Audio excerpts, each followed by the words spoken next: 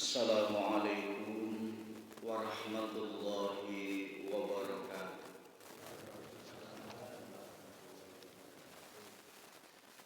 Innal hamdalillah nahmaduhu wa nasta'inuhu wa nastaghfiruh wa na'udzu billahi min shururi anfusina wa min sayyiati a'malina. May yahdihillahu fala mudilla lahu wa may yudlilhu fala hadiya lahu. Asyhadu an la ilaha illallah wahdahu la syarika lahu wa asyhadu anna Muhammadan abduhu wa rasuluhu la nabiyya ba'dah. Allahumma salli ala nabiyyina Muhammad wa ala alihi wa sahbihi ajma'in, amma ba'du. Alhamdulillah yang saya hormati Bapak Ketua Takmir beserta anggota, Bapak dan Ibu yang dimuliakan oleh Allah. Syukur alhamdulillah kita termasuk orang yang dipilih oleh Allah. Di saat kita enak-enaknya tidur dan mancal kemul, panjenengan oleh Allah maksudnya dipermudah, tidak ada perasaan berat, ringan, dan itulah tanda-tanda panjenengan termasuk orang yang wa ulaika humul muflihun, golongan orang-orang yang nantinya mendapatkan keuntungan di hadapan Allah Subhanahu wa taala. Amin ya rabbal alamin.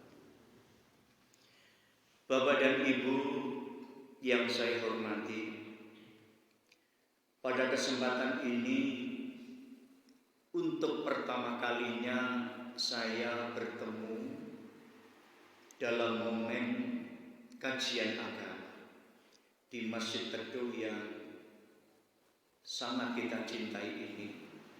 Semoga niat kita berangkat dari rumah sampai di masjid ini senantiasa diridhai oleh Allah, dan amal-amal kita ini nantinya akan menjadi penolong bagi kita di saat kita berhadapan dengan Allah Subhanahu wa taala. Amin. Bapak dan Ibu, sebelum saya menjelaskan tentang bagaimana usaha kita, sholat kita ini tidak sia-sia, saya ingin bercerita dulu. Cerita itu saya awali, yaitu tentang kedahsyatan sholat subuh. Dr. Rahim As-Sirjani dalam karya bukunya berjudul Rahasia Waktu Fajar menyampaikan bagaimana sholat subuh itu memiliki kedahsyatan yang luar biasa. Dikisahkan pada zaman Rasulullah Sallallahu Alaihi Wasallam masih ada di kota Mekah dan didampingi oleh istri tercinta beliau, Ibu Khadijah. Nabi Muhammad ini ada seorang pembantu yang waktu itu masih usia kecil. Bahkan pembantu ini menjadi pendamping sekaligus pembantu Rasulullah bersama Ibu Khadijah hampir 10 tahun lalu. Anak itu bernama Anas bin Malik radhiyallahu anhu. Pada waktu itu dikisahkan seorang sahabat Anas bin Malik selalu menangis ketika mengingat saat penaklukan kota Tastar. Kota Tastar itu adalah sebuah kota yang berada di Persia, lebih tepatnya di negara Iran.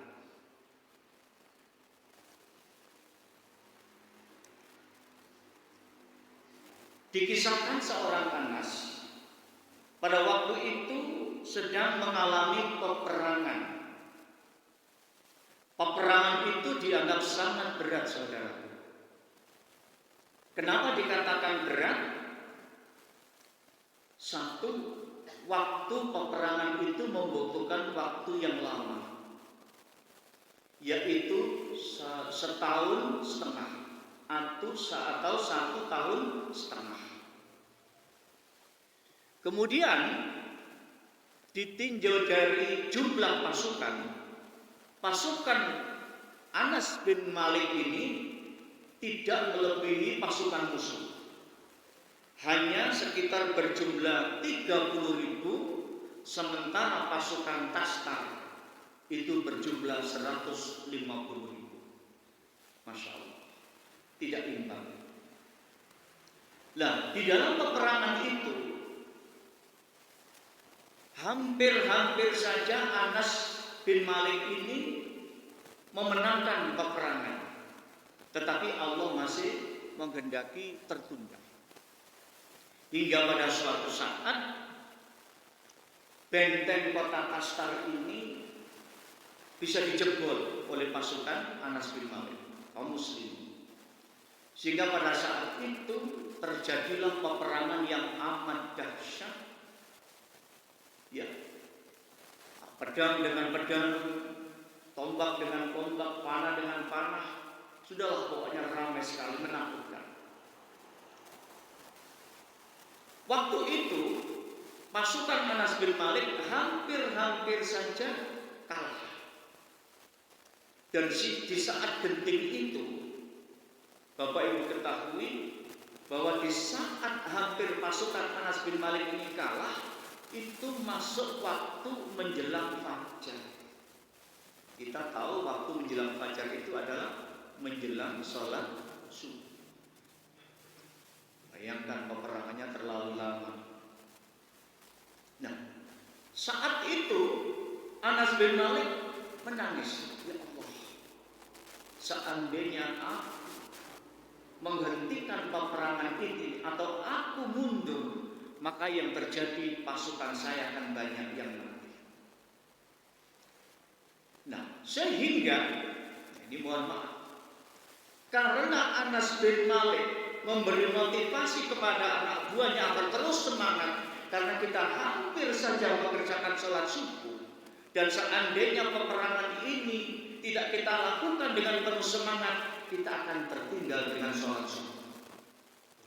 Yang terjadi apa, saudaraku? Ternyata sampai selesainya waktu subuh, peperangan itu belum muslim, sehingga Anas bin Malik tertunda sholat subuh. Maka itu dalam kondisi begitu rawan, dentingan suara pedang mengintai batang leher, ya, membuat kaum muslimin tidak sanggup melaksanakan sholat subuh tepat pada waktunya. Dan melihat kondisi ini, saudara-saudaraku, Anas bin Malik tiba-tiba menangis karena sholat subuh tertinggal. Anas pun berkata, buat apa Tastar? Artinya Anas mengatakan, buat apa Tastar? Sungguh sholat subuh telah berlalu dari. Ini yang paling penting. Sepanjang usia, aku tidak akan bahagia seandainya dunia ini diberikan kepadaku sebagai ganti sholat ini. Subhanallah. Saudara-saudaraku yang dimuliakan Allah, pertanyaannya kemudian, mengapa sahabat besar seperti Anas bin Malik sangat menyesal meninggalkan sholat subuh? Walaupun sebenarnya Allah sendiri memaklumi bahwa saat itu kondisi kaum muslimin yang sedang berjuang jihad fi sabilillah. Anas bin Malik adalah sosok figur sahabat yang sudah bersama Nabi di rumah Nabi selama 10 tahun. Beliau tahu sunnah-sunnah apa yang dilakukan oleh Nabi pada saat itu. Anas selalu membantu keseharian Nabi Muhammad SAW. Artinya semua sunnah Rasul begitu dipahami oleh Anas bin Malik. Oleh karena itu, beliau sangat mengetahui mulianya sholat subuh berjamaah.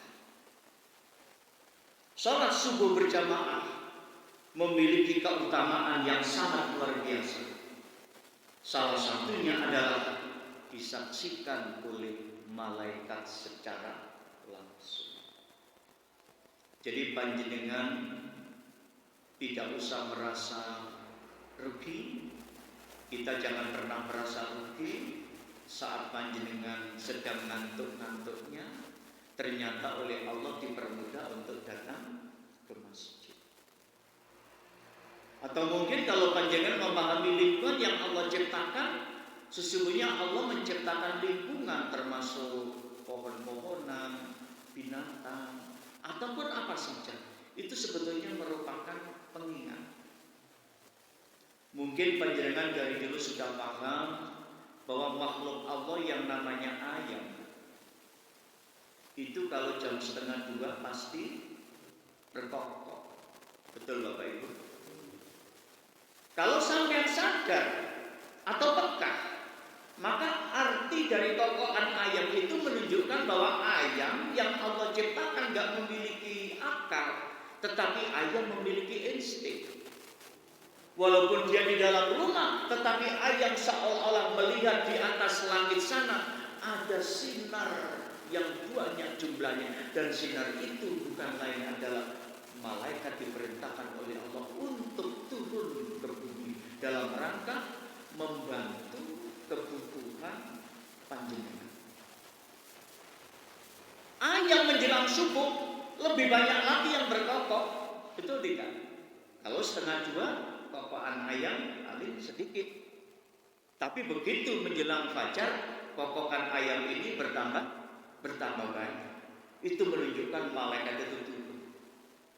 Dan malaikat ini memang diperintahkan oleh Allah untuk mengaminkan doa-doa panjenengan di saat panjenengan ikut sholat subuh berjamaah.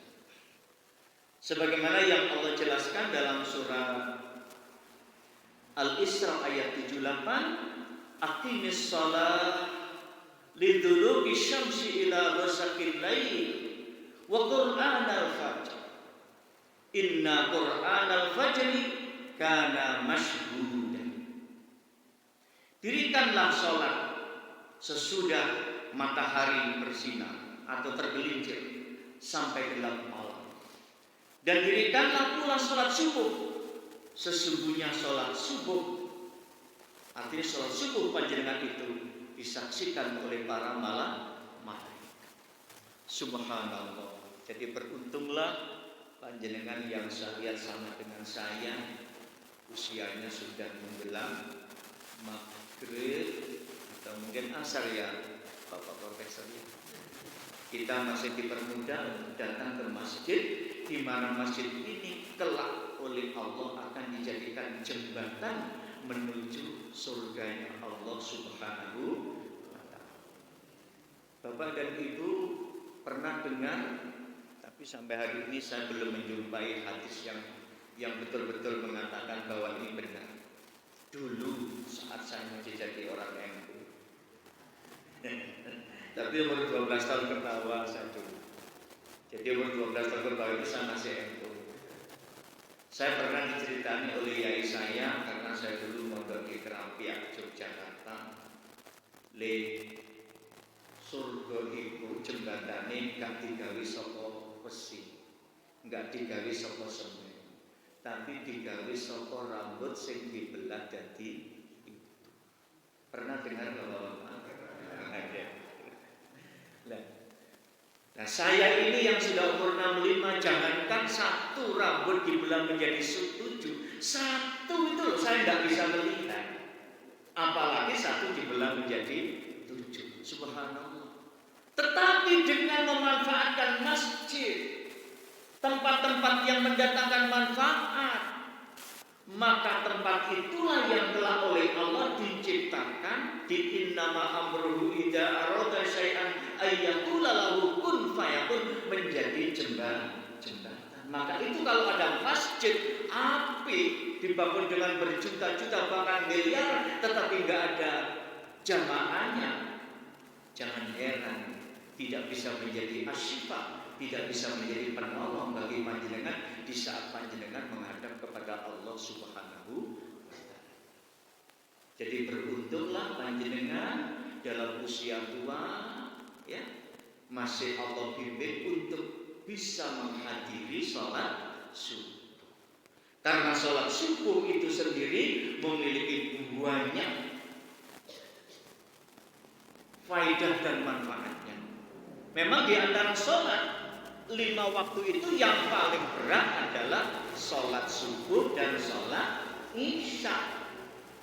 Padahal kalau panjangan ringan untuk datang ke masjid, subhanallah, sholat isya itu diibaratkan panjenengan berpahala setengah malam.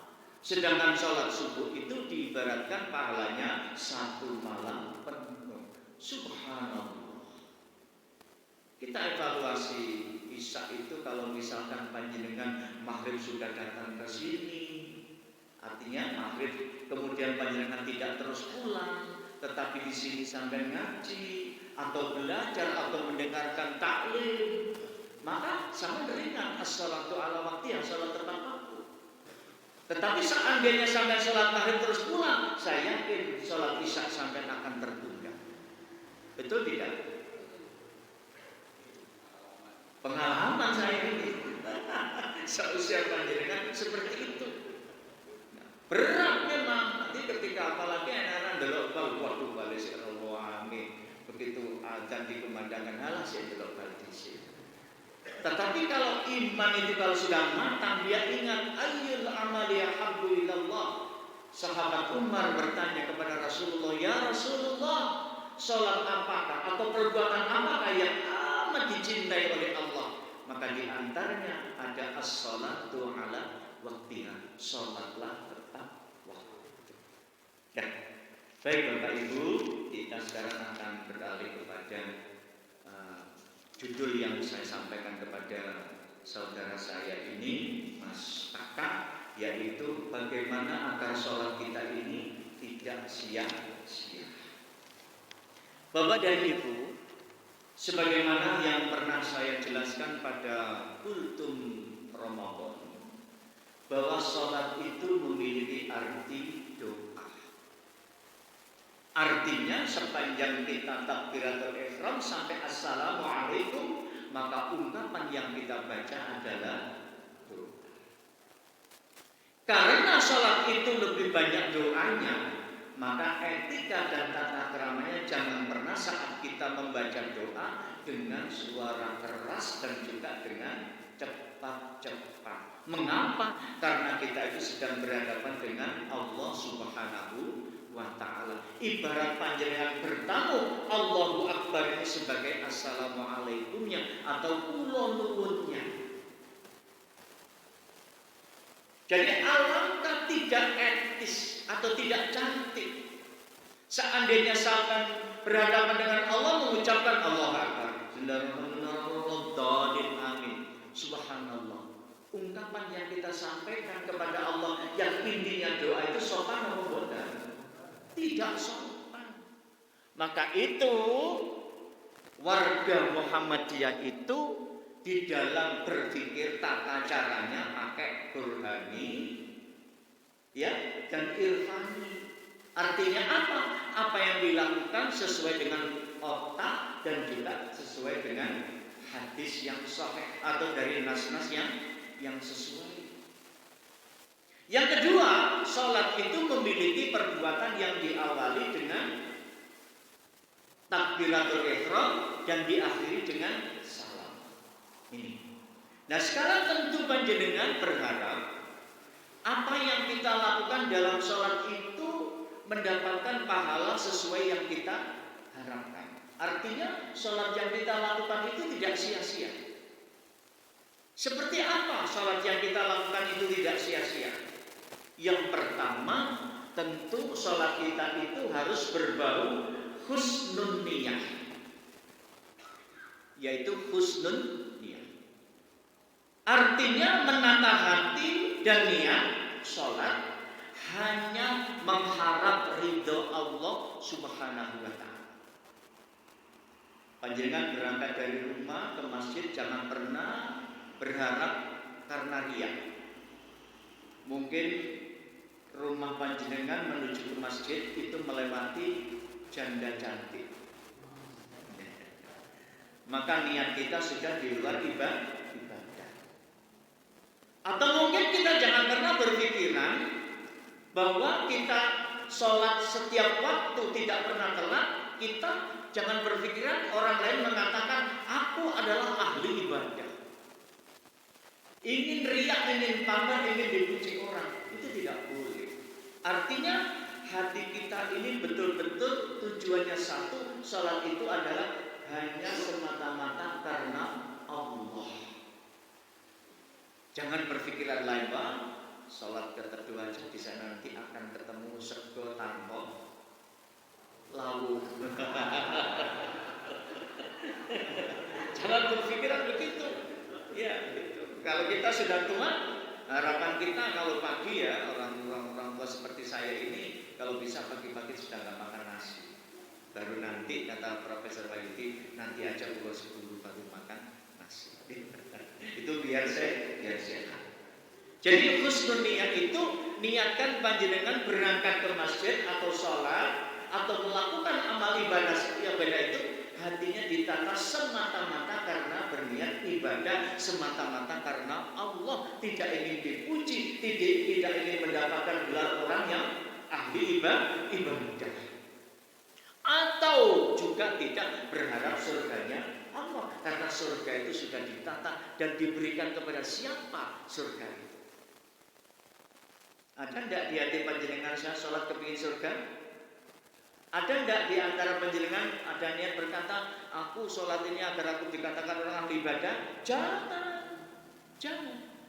Niatkan hati semata-mata karena Allah Subhanahu wa ta'ala. Itu husnul niat. Kemudian yang kedua, taqdimul maqam. Ketahuilah saudaraku, saat posisi kita sholat, bahwa kita itu seorang hamba yang tak punya kekuatan apa-apa kecuali datang dari Allah Subhanahu wa ta'ala. Ya, la quwwata illa billah. Coba kita lihat, saat kita sholat, Allahu Akbar, itu artinya kan Allah Maha Agung. Kalau saya tanya kepada Bapak, seandainya angkat tangan ini dilakukan oleh tentara atau orang yang bertempur, maka makna Allahu Akbar mengangkat tangan ini apa? Pasrah diri kan? Angkat tangan, saya takluk. Lah Allahu Akbarnya panjenengan itu menunjukkan bahwa aku kepada Allah ini pasrah diri. Hamba yang tidak memiliki kekuatan apa-apa, hamba yang tidak memiliki kemampuan apa-apa. Apa yang Allah ciptakan itu in aradta ayyakuna laha yakna wala tasta'izzanna bi izzi yakna. Kalau engkau menghendaki kemuliaan yang abadi, maka jangan memuliakan kemuliaan yang bersifat sementara. Kita jangan mengatakan aku paling pinter, aku paling kaya, aku paling cantik, aku paling ganteng. Semuanya sementara. Di hadapan Allah tidak ada guna, tidak ada guna. Allahu Akbar pasrah diri. Coba kita amati saat kita sholat, apa yang kita baca. Hampir bacaan sholat dimulai dari Al-Fatihah. Di situ ada kalimat Iyyaka na'budu wa iyyaka nasta'in. Ini kalimat boleh dikatakan sebuah janji. Sebuah janji panjenengan kepada Allah yang mengatakan, ya Allah, sesungguhnya aku hanya menyembah kepadamu dan hanya kepadamu lah aku meminta pertolongan. Jadi yang dimaksud taqdimul maqam ini, Bapak dan Ibu wajib memahami ungkapan ya, gerakan atau bacaan yang sampai baca itu panjenengan dituntut untuk memahami apa makna dan arti, kemudian perilaku apa yang kita lakukan. Kita sudah berjanji kepadamu ya Allah aku menyembah, dan hanya kepadamu ya Allah aku mohon pertolongan. Nah, ini diresapi. Artinya tidak ada lain, hanya Allah satu-satunya zat yang kita sembah. Dan hanya Allah satu-satunya zat yang kita mintai pertolongan. Tidak ada lain. Kalau ada orang yang aktif, tidak pernah meninggalkan sholat, ahli sedekah, ahli ibadah, tetapi kemampuannya masih bisa saja di saat kritis, misalkan anak cucunya panas, kono bawa nang dukun takokno. Atau mungkin besok paginya anak cucunya kecil itu sedang main-main dengan anak sesama kecilnya, pulang-pulang tahu-tahu kalungnya hilang. Nah, karena orang tuanya ini tidak konsisten dengan iyyaka na'budu wa iyyaka nasta'in, kata ibunya, "Pak, kono lo takokno nang mbahmu. Ndek dilangi."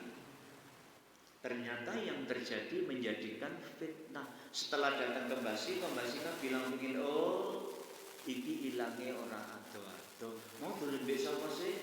Mbek kancangan." Yo kancane iku fitnah nang mboten. Mulane sampean jangan jadi ahli dukun. Dukun itu justru menjadi permusuhan. Tidak bagus. Kalau sudah namanya hilang, orang yang taat, ya digoleki tidak ketemu. Nggak ketemu itu memang bukan rezeki kita. Itu bukan rezeki kita. Ya. Jadi takzimul maqam itu pernyataan bahwa tidak ada satupun yang melebihi kekuatan saya, kekuatan apapun kecuali Allah Subhanahu wa ta'ala. Jadi dalam ucapan-ucapan di samping kita iyyaka na'budu wa iyyaka nasta'in, dilanjut dengan ihdinas siratal mustaqim, kepadamu ya Allah aku mohon petunjuk agar engkau menunjukkan aku pada jalan yang lurus. Pasrah diri kita kepada Allah saat kita menyampaikan doa iftitah Allahu Akbar sebagai kalimat pasrah, tunduk patuh kepada Allah, kemudian dilanjutkan dengan Allahumma ba'id baini wa baina, dan seterusnya. Kalimat ini mengandung arti kita berlindung kepada Allah dari kezaliman, dari kemungkaran, dari kejahatan. Ibarat panjenengan ya Allah menjauhkan antara jarak timur dan barat. Hafal Pak panjenengan arti ini Allahumma ba'id baini. Atau mungkin panjenengan wajjahtu wajhiya lilladzi fataras, di situ ada kalimat inna salati wa nusuki wa mahyaya wa mamati lillahi rabbil alamin. Dalam bacaan itu mengandung arti ya Allah sesungguhnya salatku, hidupku, matiku, dan apa yang menjadi milikku, semuanya aku persembahkan kepadamu ya Allah. Pasrah atau enggak? Pasrah. Subhanallah. Jadi agar sholat itu tidak sia-sia harus ada Bapak dan Ibu pengertian, pengetahuan seperti itu. Kemudian yang ketiga adalah yakinul maqam, yaitu meyakini dan meresapi segala bacaan yang dibaca dalam sholat. Apa yang panjenengan baca dalam sholat itu panjenengan yakini bahwa itu semuanya adalah betul-betul dan bermanfaat bagi saya. Kemudian yang keempat yang juga sangat penting, hudurul qalbi, yaitu menjaga ketawaduan, rendah hati, tidak sombong, ya, sejak dari berwudu menetapkan niat bahwa kita ini akan menghadap kepada Allah Subhanahu wa ta'ala.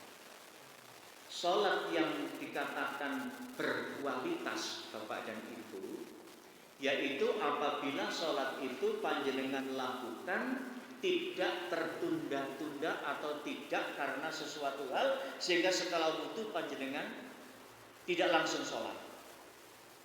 Sholat yang berkualitas itu adalah sholat yang dilakukan mulai dari begitu ada Allahu Akbar, Allahu Akbar. Di hadis ini ada idza dzukirallahu wajilat qulubukum. Orang Islam itu yang kualitas Islamnya jempolan, saat azan dikumandangkan hatinya itu bergetar. Di saat sholat subuh tadi itu mas kakak azan, panjenengan sempat mendengar orang yang beriman hatinya bergetar.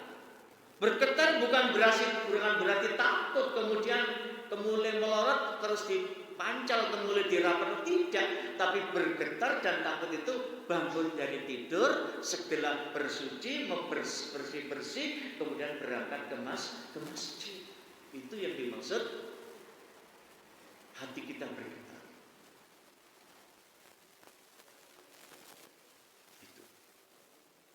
Jadi saat kita sholat, kita jangan pernah mengatakan bahwa apa yang kita lakukan ini mendapatkan hal-hal yang di luar kemampuan kita. Karena sesungguhnya yang Allah berikan itu kepada kita bukan karena orang lain, tetapi datang dari kita sendiri. Coba kita evaluasi. Bayi niku lahir guyu napa nangis? Nangis nggih? Nah, kullu mauludin yuladu 'alal fitrah. Setiap bayi yang dilahirkan itu dalam kondisi fitrah. Fitrah itu artinya suci. Artinya bayi yang baru dilahirkan itu tanpa dosa. Oleh karena itu kalau ada bayi yang lahir kemudian meninggal itu dijamin masuk surga. Dijamin itu. Fitrah itu juga punya arti kemampuan. Artinya apa? Bayi atau manusia itu memiliki kemampuan. Kemampuan apa? Berusaha. Kita lihat bayi itu lahir tidak tertawa, tidak menyanyi, tetapi menangis. Menangis itu identik bahagia apa musibah? Musibah kan? Artinya susah. Setiap orang yang menangis itu prosentasenya lebih banyak susah. Ya toh? Nah, itu mengatakan bahwa anak ini kelak akan menjadi baik, akan menjadi mulia, bahkan akan menjadi anak yang memiliki jabatan tinggi. Itu bukan karena orang lain, tetapi anak ini sesungguhnya memiliki kemampuan diri. Karena janji Allah gimana? Innallaha la yughayyiru ma biqaumin hatta yughayyiru ma bi anfusihim. Sesungguhnya Allah tidak bakal merubah nasib manusia atau kaum sebelum manusia itu merubah nasibnya sendiri. Jadi itu. Nah, untuk mencapai hal-hal yang Allah kehendaki agar kita ini menjadi makhluk atau manusia yang mulia di sisi Allah, tentu bukan karena usaha orang lain, karena Allah itu nggak bakal memberi pahala kepada orang tanpa usaha. Panjenengan ahli membaca surat Yasin? Al-yawma la yudlamu nafsun syai'an wa la tujzauna illa ma kuntum ta'malun. Betul ya? Allah itu kelak di hari kiamat gak akan mengurangi sedikit pun amal atau pahala panjenengan kecuali apa yang panjenengan lakukan. Pahala itu gak bisa ditransfer, pahala itu gak bisa dikirim. Ada kecualinya loh ya, nanti saya jelaskan. Ada kecualinya. Artinya apa? Pahala itu gak bisa ditransfer, gak bisa dikirim. Allah itu hanya akan memberikan pahala sepanjang panjenengan melakukan perbuatan. Dan orang yang berbuat baik itu bapak-bapak itu memerlukan hidayah. Setiap khatib dalam ceramahnya pasti tidak pernah lepas mengucapkan may yahdihillahu fala mudhillalah wa may yudlilhu fala hadiyalah. Apa artinya? Kalau Allah itu sudah memberi hidayah kepada seseorang untuk berbuat baik, maka enggak akan ada kemampuan lain lagi. Sebaliknya, wa may yudlilhu fala hadiyalah. Sebaliknya, orang yang disesatkan oleh Allah juga enggak akan ada yang bisa mampu mengatasinya. Kita buktikan dalam surat At-Taubah 113. Panjenengan kula kenalaken kalian paman Nabi. Ada dua versi paman Nabi itu dua. Ini paman Nabi, adik dari Abdullah, adik kandung, tetapi oleh Allah ternyata tidak ditakdirkan dalam kondisi beriman. Abu Lahab dan Abu Jahal. Yang ke satu, Abu Talib, paman Nabi satu ini, Allah tidak memberi hidayah untuk beriman kepada Islam, tetapi dia mencintai Nabi, menyayangi Nabi, bahkan berkorban semua hartanya untuk kepentingan perjuangan Nabi. Tetapi sayang dia tidak masuk Islam. Lain dengan Abu Lahab dan Abu Jahal. Abu Lahab ini pamannya tidak mendukung perjuangan Nabi, bahkan mengolok-olok Nabi. Nabi itu sudah gila, wis edan, wis gendeng. Itu Abu Lahab dan Abu Jahal. Bahkan berkali-kali berencana ingin membunuh Nabi, tetapi Allah tidak mengizinkan. Bagaimana dengan Abu Talib? Abu Talib ini paman Nabi yang sangat sayang kepada Nabi. Begitu Abdul Muttalib meninggal, kemudian hak asuh diserahkan kepada Abu Talib. Abu Talib ini mengasuh sampai Nabi menjadi remaja, pandai. Diajak berdagang ke Syam berkali-kali. Saat Nabi diangkat menjadi Rasul, Abu Talib ini melindunginya, bahkan berkorban seluruh biaya. Perjuangan Nabi itu ditanggung oleh Abu Talib. Kemudian menyusul, yaitu Ibu Khadijah. Ceritanya suatu saat Abu Talib ini meninggal, diambil oleh Allah. Nah, saat meninggal, pada waktu itu Nabi malamnya mendapatkan wahyu dan duduk dalam sebuah majelis lain dengan para khulafaur rasyidin, para teman-teman sahabatnya Abu Bakar, Umar, Utsman, Ali, dan sahabat yang lain. Waktu itu berlari-lari Bilal bin Rabah. Assalamualaikum Nabi, mohon maaf mengganggu. Ada apa Rabah? Bilal? Paman Nabi Abu Talib saat ini dalam kondisi nazak. Nazak niku nek cara tiyang Jenggala sekarat. Yang modal gitu sekarat, badhe mati. Ya Allah, akhirnya majelis taklim ditunda. Nabi keburu lari dan ternyata di rumah itu sudah ada Abu Lahab dan Abu Jahal. Apa yang dikatakan Abu Lahab dan Abu Jahal? Ayo kakak, ucapkan la ya Lata ya Uzza. Mereka menyembah patung yang namanya Lata dan Uzza. Saat itulah kepala Abu Talib yang dipegang oleh Rasulullah. Wahai paman, ikutlah aku.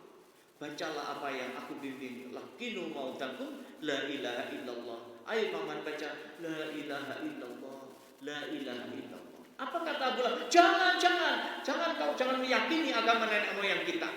Kamu akan durhaka. Tapi yang jelas pada waktu itu Abu Talib sudah tidak sempat mendengar apa-apa karena sudah nazak.